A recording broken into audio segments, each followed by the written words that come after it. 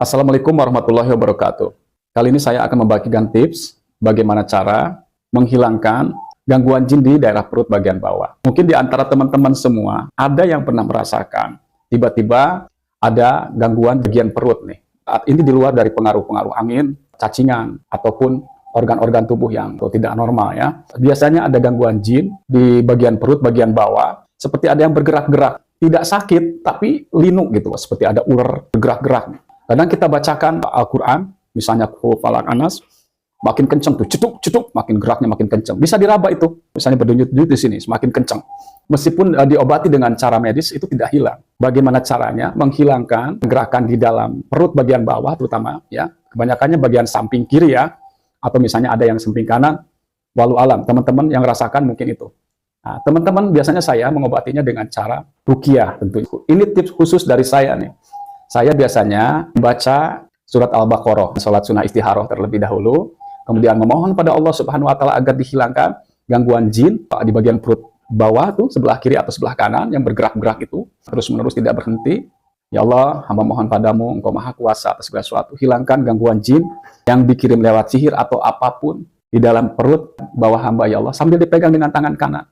Kemudian bacakan Al-Fatihah, Falaq Anas. Nah setelah itu, setelah berdoa, silakan sholawat, baca surat Al-Baqarah. Ya. Ini kuncinya, baca surat Al-Baqarah 6 lembar, dari Al-Fatihah sampai 6 lembar, berarti 12 halaman. Setiap satu halaman, teman-teman baca, tiupkan ke dalam kedua belah telapak tangan. 3 kali ya, boleh baca Allahu Akbar, boleh dibaca Allahu Akbar. Tiupkan, kemudian usap-usap nih, ke bagian yang sakit nih, bagian yang sakit seperti ini, ya, ke arah kiri atau berlawanan searah jarum jam. Setelah itu, seperti mengambil sesuatu, seperti mengambil pasir atau benda-benda yang memang di dalam perut, bayangkan dan rasakan saja, seperti membuang sesuatu. Buang.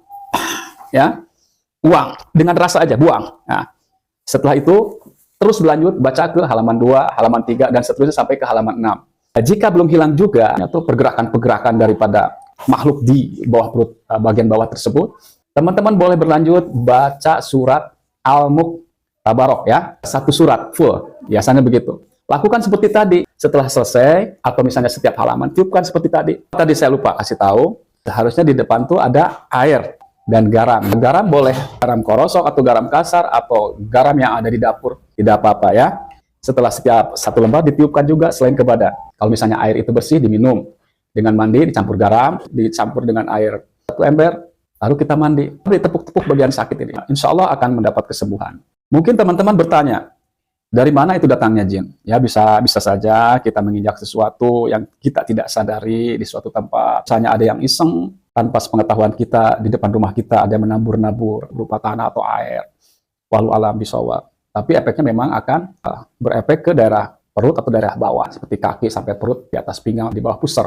Bisa juga dari kiriman sihir yang tiba-tiba ya, entah dari siapa, mungkin rambut kita sama, tapi hati kita tidak sama kan? Walau alam, biarin Allah yang membalasnya.